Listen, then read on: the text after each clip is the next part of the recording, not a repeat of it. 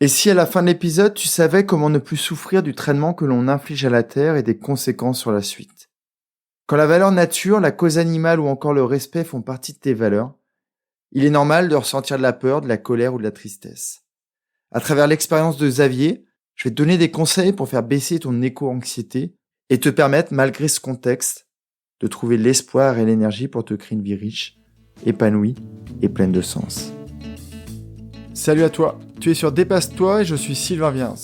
Tous les mardis dès 7h, je te proposerai des idées pour comprendre ton fonctionnement, améliorer tes relations, trouver de la motivation ou encore développer ta confiance en toi.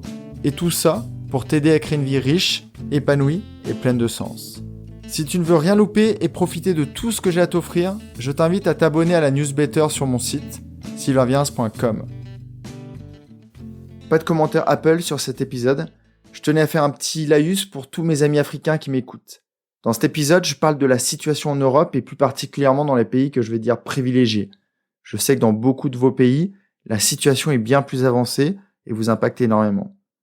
Donc je voulais juste vous envoyer une grosse dose d'espoir et d'amour car vous êtes hyper nombreux à m'écouter au Sénégal, au Maroc, en Côte d'Ivoire ou encore au Bénin. Merci à vous tous. Revenons à notre sujet du jour. Comment peux-tu faire pour réduire ton éco-anxiété ? Pour que tu comprennes, voyons ensemble ce qu'est le quotidien de quelqu'un qui souffre de cette dépression depuis longtemps et qui n'a pas essayé de la soigner. C'est le cas de Xavier. Dès qu'il ouvre les yeux le matin, son cerveau se remplit de questionnements. Est-ce que c'est le dernier jour ? Combien de temps nous reste-t-il ? Dans sa salle de bain, quand il tourne le robinet, il ressent un mal-être à utiliser de l'eau et se projette dans des pays où elle manque déjà. Certains matins, il imagine même son jardin complètement ravagé. Les feuillus ont laissé place à des palmiers et sa pelouse a du sable.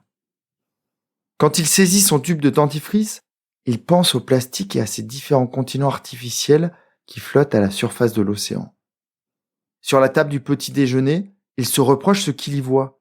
Des fruits qui ont traversé le globe, des amandes qui assèchent le sol de certaines cultures, ou leur emballage qui vont finir dans la nature.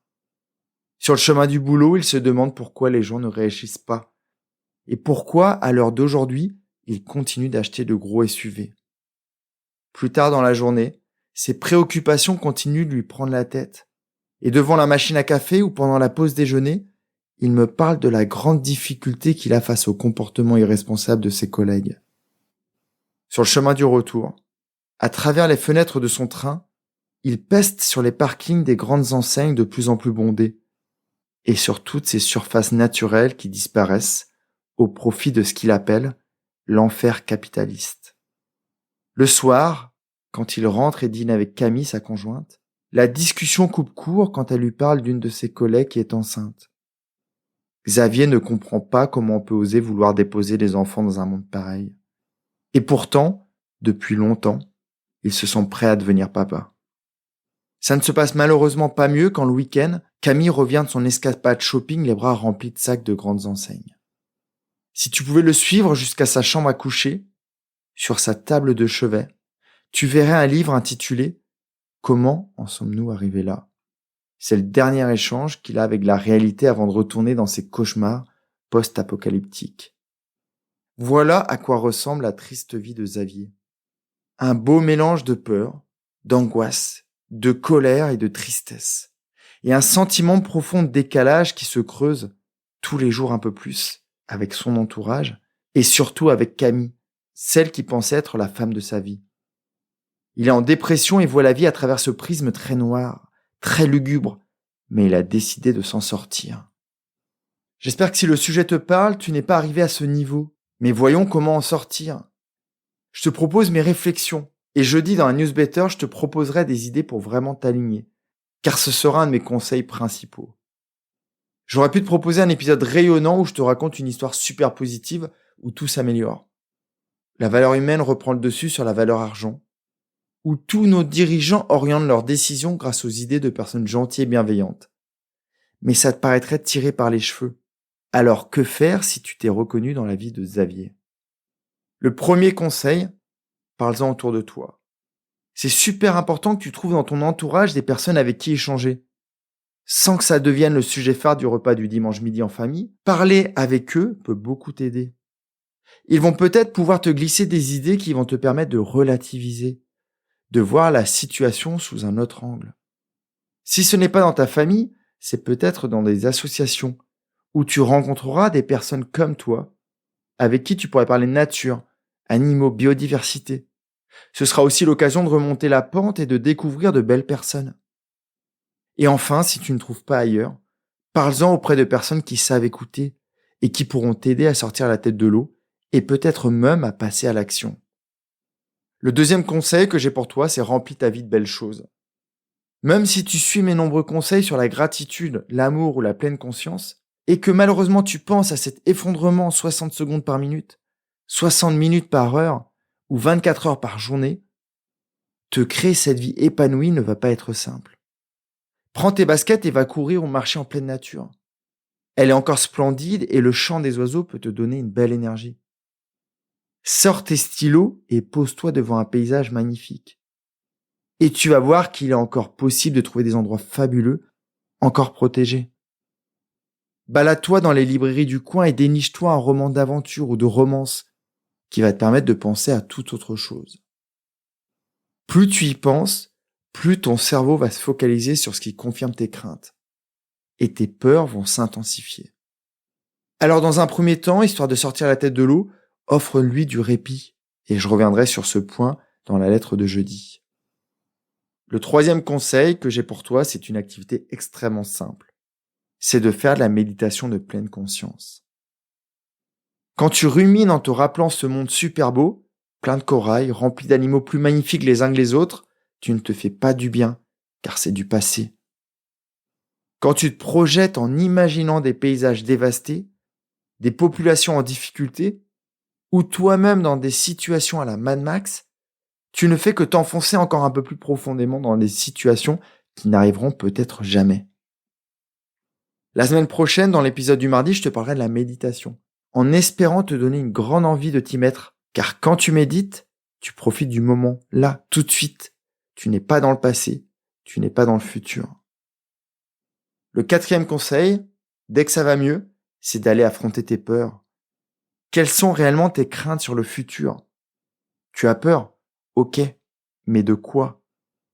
Précise-les, va à leur rencontre. Et alors, tu pourras retrouver de la sérénité. Par exemple, j'ai peur qu'un jour, je me réveille et que le monde se soit effondré. En te renseignant un peu, tu vas trouver des données qui vont t'expliquer que ce n'est pas possible.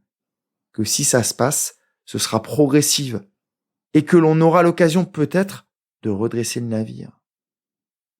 J'ai peur que tout le monde devienne fou autour de moi. En rencontrant des personnes qui ont accueilli leur éco-anxiété, tu vas découvrir un tas de super personnes qui ont déjà mis en place des organisations qui agissent tous les jours et qui te rassureront sur cette crainte. J'ai peur de ne pas savoir à quoi ressemblera le monde de demain. Je te rassure tout de suite, personne ne le sait. Mais pour te donner de l'espoir, tu peux imaginer un monde rempli de jardins partagés, de communautés bienveillantes, de villages éco-responsables, d'un retour aux choses simples. Tu peux aussi t'imaginer entouré de personnes comme toi et moi qui aimons la vie et la nature. Si tu restes en surface de tes peurs, dans n'importe quel domaine, tu pourras aller parler à un psy toute ta vie sans que rien ne se passe. La solution est d'aller en profondeur et de voir quelles sont tes vraies craintes. J'ai fait ce travail avec Xavier. Est-ce que c'était marrant? Non, pas du tout. Est-ce que ça l'a aidé? Énormément. Il s'est juste rendu compte qu'il s'était créé des histoires incroyables. Et en les dégommant une à une, il a retrouvé l'énergie pour tout changer. Et enfin, l'étape la plus importante, le conseil que tu dois absolument suivre, c'est d'aligner tes actions du quotidien. Imagine que tous les jours, dans ton salon, tu passes devant une belle plante verte qui dépérit. Tous les jours, tu te dis qu'il faut l'arroser, mais tu ne le fais pas. Et tous les jours, tu ramasses ces feuilles qui tombent. Peut-être que tu entends ton dialogue intérieur qui te dit « Mais bouge, bouge, arrose-la !» Ici, c'est pareil. Tu dois réussir à lâcher prise pour aller mieux, mais pas pour oublier ce qui se passe, pour comprendre que tu ne peux malheureusement pas tout régler. Essaye d'identifier les endroits où tu peux agir. Non, ce n'est pas toi qui vas apporter de l'eau dans les pays qui sont déjà en stress hydrique. Non, ce n'est pas non plus toi qui vas accueillir les millions de réfugiés climatiques qui parcourent les routes. Et malheureusement, tu ne peux pas faire grand-chose pour la faune et la flore qui perdent du terrain tous les jours. En revanche, tu vas pouvoir aligner certaines actions de ton quotidien. Dans quel domaine ? Quasiment partout. Déjà peut-être au niveau professionnel. Si Xavier avait été un technico-commercial de Monsanto ou un cadre chez Total, on aurait sûrement suivi cette piste. Demande-toi comment tu peux agir dans ta maison. Faire du compost. Éliminer tous les contenants en plastique. Arrêter de remplacer des choses qui fonctionnent toujours. Dans ton quartier, c'est peut-être mettre en place des zones d'échange, de dons. Dans ta ville, c'est peut-être sensibiliser ton maire à ce qui se passe autour de nous. Peut-être en allant dans les écoles. Quoi de pire que de penser à cet effondrement sans rien faire? Et pire, en y participant activement. L'idée est vraiment de comprendre ce que tu peux faire pour entendre cette petite voix intérieure te dire « c'est génial ce que tu fais ». S'aligner, c'est aussi refuser un week-end en avion à l'autre bout du monde car un de tes amis s'y marie. C'est d'accepter d'avoir une coupe un peu olé olé car le shampoing sec ne te convient pas parfaitement. C'est penser peut-être à une reconversion car ton métier n'est pas aligné avec tes magnifiques valeurs. C'est oser en parler à ta conjointe, à tes proches. Mais c'est aussi te demander comment localement tu peux agir pour porter ta pierre à l'édifice. Pour résumer tout ce que je viens de te raconter, parle-en. Remplis ta vie de belles choses, histoire de reprendre pied. Vis le moment présent.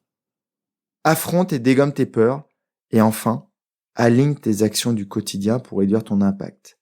Ou plutôt, pour l'augmenter, mais vers la solution. J'espère que cet épisode t'aura aidé à avancer. Et si jamais tu connais des amis ou des proches qui partagent nos valeurs et cette envie d'un monde meilleur, envoie-leur l'épisode et commençons à le créer tout de suite autour de nous. Je te donne d'autres conseils dans mon courrier privé. En attendant, prends vraiment bien soin de toi et passe une magnifique journée. À jeudi. Bye bye. Si cet épisode t'a appris quelque chose, n'hésite pas à en parler autour de toi. Dis-toi qu'à chaque fois que tu m'aides à le diffuser, tu fais tous les jours un peu plus pour aider tes proches et influencer positivement les gens qui nous entourent. Je te remercie très sincèrement pour ton écoute et je te souhaite vraiment le plus beau pour la suite.